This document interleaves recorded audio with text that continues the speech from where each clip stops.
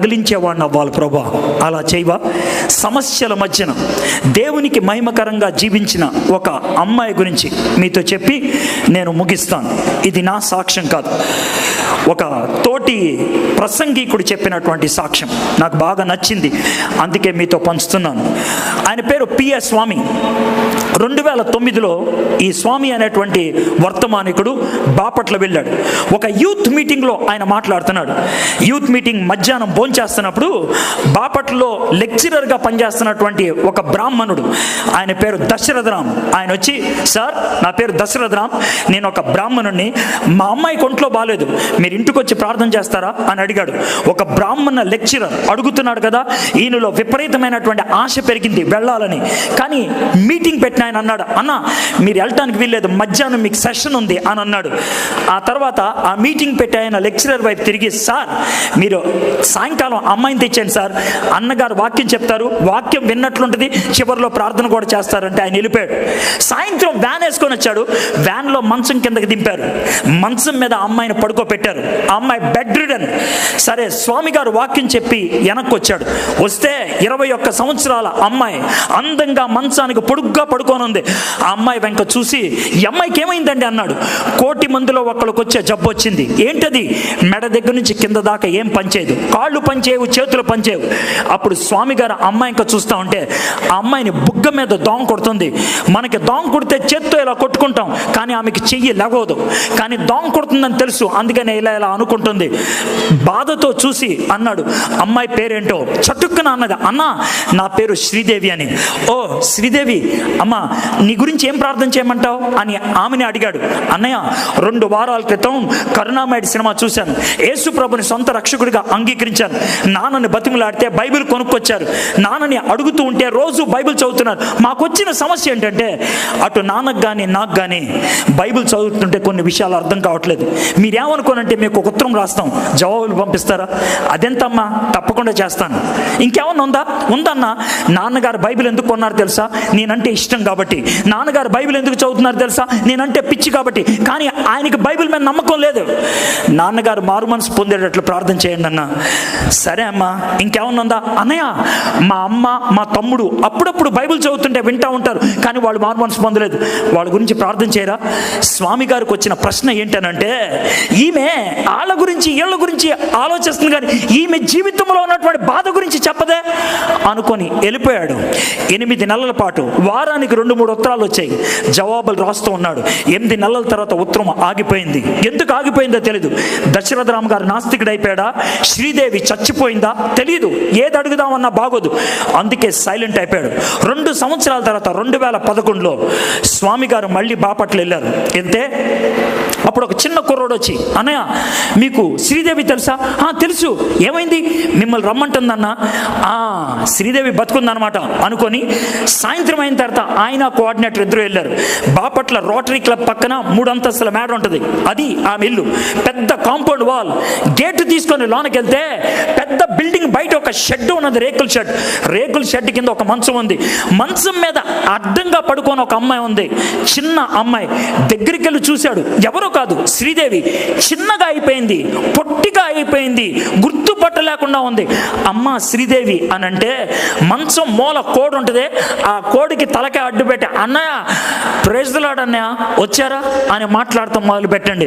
చెప్పమ్మా వచ్చానంటే, అన్నయ్య దేవుడు ఎంత మంచివాడో తెలుసా అన్నయ్య, మనం ప్రార్థన చేశాం కదా అన్నయ్య, దేవుడు మన ప్రార్థన ఆలకించి నాన్నగారు మారు మనసు పొందేటట్లు చేశాడు. అవునా అమ్మ, ప్రైజ్ ది లార్డ్. అయితే నాన్నగారు మారు మనసు పొందిన 2 వారాలకే పక్షపాతం వచ్చింది అన్నయ్య. ఇక్కడ ఒక మంచం వేసి పడుకోబెట్టారు నాన్ననే. నాన్న ఇక్కడ పడుకున్నప్పుడు బాధపడుతుండేవాడు. ఎందుకో తెలుసా? అంతకుముందు స్నానం చేపించేది నాకు మా నాన్న, బట్టలేసేది మా నాన్న, తలదూపేది మా నాన్న, అన్నం పెట్టేది మా నాన్న, టాబ్లెట్లు ఇచ్చేది మా నాన్న, నీళ్ళు ఇచ్చేది మా నాన్న. ఇప్పుడు ఆయన అక్కడ పడుకొని ఉంటే నాకు నీళ్లు కావాలి, నాకు తల దురద పెడుతుంది, నాకు ఆకలేస్తుందంటే ఎవరు రాకపోతే ఏడుస్తుండేవాడు. ఈ పక్కన నుంచి కన్నీళ్లు కారుతా ఉంటే కనబడేది. ఆ కన్నీళ్లు చూసి, ఏసై నన్ను, ఏసయ్యా నేనంటే నీకు చాలా ఇష్టం కదా, నువ్వు నా మాట విని నా ప్రార్థన ఆలకించి నాన్నగారిని రక్షించుకో, రక్షించుకున్న వందనాలు. అయితే ఇప్పుడు నాన్న ఏడుస్తున్నాడు, నేను తట్టుకోలేను. నువ్వు నన్ను ప్రేమిస్తుంటే ఒక చిన్న పని చేసి పెట్టవా? నాన్నను నువ్వు తీసేసుకోవా? రక్షించుకున్నావు కదా, తీసుకోవా అని అడిగాను. యేసయ్య నా ప్రార్థన ఆలకిచ్చాడు. 2 వారాల్లోనే నాన్న చచ్చిపోయాడు. నాన్న వెళ్ళిపోయిన తర్వాత జీవితం హాయిగా ఉంది. స్వామి గారికి అడగటానికి దమ్ము లేదు, హాయిగా ఉండటం ఏంటమ్మా అని అలా చూస్తా ఉంటే, అన్నయ్య నాన్నగారు చచ్చిపోకముందు బ్యాంకులో డబ్బులు వేశారు. ప్రతి నెల నాకు ఇంట్రెస్ట్ ఇస్తారు. ఇక్కడ గురవయ్య అనే ఒక రిక్షా ఆయన ఉన్నాడు, బల్ల రిక్షా ఉంటుంది. ఆ బల్ల రిక్షా వేసుకొని వస్తాడు. వారానికి 3 రోజులు నాకే ఇచ్చేస్తాడు ఈ ఇంట్రెస్ట్ తీసుకొని. ఆ 3 రోజుల్లో ఒకరోజు హాస్పిటల్కి, ఒకరోజు కాలేజీకి, ఒకరోజు పోస్ట్ ఆఫీస్కి తీసుకెళ్తారు. దుప్పట్లో పడుకోబెట్టి నన్ను అక్కడికి తీసుకెళ్ళి దుప్పటి నేల మీద పరిచి నన్ను పడుకోబెడతాడు. రోడ్డు మీద పడుకోనున్న నేను అరుస్తాను, యేసయ్య నిజమైన దేవుడని. చాలామంది అడుక్కునే వాళ్ళని కొన్ని జోబులోంచి డబ్బులు తీసి ఇసురుతారు. నేను అప్పుడు అంటాను, కాదు, నేను అడుక్కునే దాని కాదు, దశరథరామ్ గారి అమ్మాయిని, బ్రాహ్మణ అమ్మాయిని, యేసు ప్రభుని అంగీకరించాను. నేను ఒకప్పుడు పనికి మాలిన దాన్ని, ఇప్పుడు దేవుని బిడ్డనని. ఆ మాటకి కొంతమంది ప్రశ్నిస్తారు, కొంతమంది కోపగించుకుంటారు, కొంతమంది తిడతారు, వస్తారు నా దగ్గరికి. వాళ్ళకి నాకు తోచిన జవాబు చెప్తూ ఉంటాను. ఆ జవాబులు చెప్పుకుంటూ వెళ్తే ఇప్పటికీ 3 యేసు ప్రభుని అంగీకరించి బాప్తిసం తీసుకున్నారన్నా. ఇది నా పరిచర్య, ఇది నా పరిచర్య. మీరు ఇప్పుడు చప్పట్లు కొట్టారు, నేను తర్వాత చెప్పేదానికి నోరు కొట్టుకుంటారు, తల కొట్టుకుంటారు, గుండె కొట్టుకుంటారు. ఇది చాలా చిన్న విషయం. ఇది 2011లో జరిగింది. 2016లో స్వామి గారు మళ్ళీ వెళ్ళారు మీటింగ్కి. ఆయన పక్కన శ్రీనివాస్ అనే ఒక పాస్టర్ గారు కూర్చున్నారు. శ్రీనివాస్ గారు వందనాలు చెప్పి స్వామి గారికి, అన్నయ్య నా సాక్ష్యం, ఆ తర్వాత మీ వాక్యం. ఈరోజు నాకు సాక్ష్యం చెప్పడానికి చాలా ధైర్యంగా, ఆనందంగా ఉంది అంటే ఎందుకో అనుకున్నాడు. స్టేజ్ మీదకి వెళ్ళి శ్రీనివాస్ ఈ విధంగా మాట్లాడుతున్నాడు, నా ఆత్మీయ తల్లిని ప్రభువులోకి నడిపించిన వ్యక్తి ఇప్పుడు వాక్యం చెప్పబోతున్నాడు, దానికి ముందు నేను సాక్ష్యం చెప్పడం నాకు ఆనందంగా ఉందంటే స్వామి గారు ఆలోచిస్తున్నారు, ఎవరా అని. కొద్దిసేపట్లో అర్థమైపోయింది, శ్రీదేవి అని. కొద్ది క్షణాల తర్వాత సాక్ష్యం చెప్పి పక్కన కూర్చుంటే, తమ్ముడు శ్రీదేవి ఎలా ఉంది అని అడిగాడు. అన్నయ్య మీకు తెలీదా, 3 నెలలు అయింది శ్రీదేవి చచ్చిపోయి. అవునా, శ్రీదేవి చచ్చిపోకముందు బాగా పరిచయం చేసిందా? అద్భుతంగా పరిచయం చేసిందన్న. ఆమె పరిచర్య గురించి ఎవరు విన్నా కూడా ముక్కు మీద తేలేసుకుంటారు. ఏం చేసింది తమ్ముడు? ఆమె పరిచర్య మొత్తంలో నమ్మి విశ్వసించి బాప్తిసం పొందిన వాళ్ళు 800 మంది. 800 మంది. నేను ఎప్పుడో జరిగిన కథ చెప్పట్లా, ఎక్కడో జరిగిన విషయం చెప్పట్లా. 2016లో చచ్చిపోయింది. 2016లో బాపట్లలో చచ్చిపోయింది ఆమె. 800 మందిని ప్రభు దగ్గరికి నడిపించింది. చేతకాని వ్యక్తి, పడుకోనుండే వ్యక్తి, చేతులు పనిచేయు, కాళ్ళు పనిచేయదు, శరీరంలో ఏ భాగం పనిచేయదు, నోరు తప్పించి పనిచేసే ఒక్క నోరును వాడింది దేవుని కోసం. పనిచేసే భాగాలు నీలో ఎన్నో ఉన్నాయి. చేతులు పనిచేస్తాయి, కాళ్ళు పనిచేస్తుంది, బుర్ర పనిచేస్తుంది, కడుపు పనిచేస్తుంది, నీ శరీరంలో ప్రతి భాగం పనిచేస్తుంది. కానీ దేవునికి పనికొచ్చే జీవితం నీకుందా?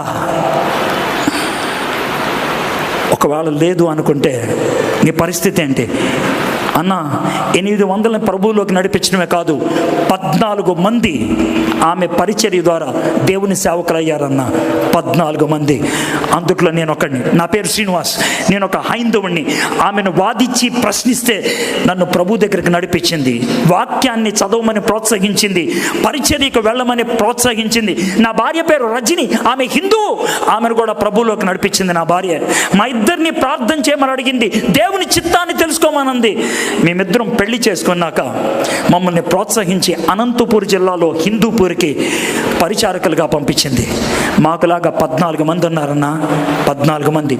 ఒక్క శ్రీదేవి చేతకాని మనిషిగా రోడ్డుకు అడ్డంగా పడుకొని 800 మందిని ప్రభు దగ్గరికి నడిపించగలిగితే, స్టామ్ మధ్యన ఆమె మునిగిపోలేదు. ఆమె తేలటమే కాకుండా 800 మందిని తేల్చింది ఆమె. ఆమె మునిగిపోవటమే కాదు, ఇంకొక 8 మందికి ఆమె ఆశ్రయం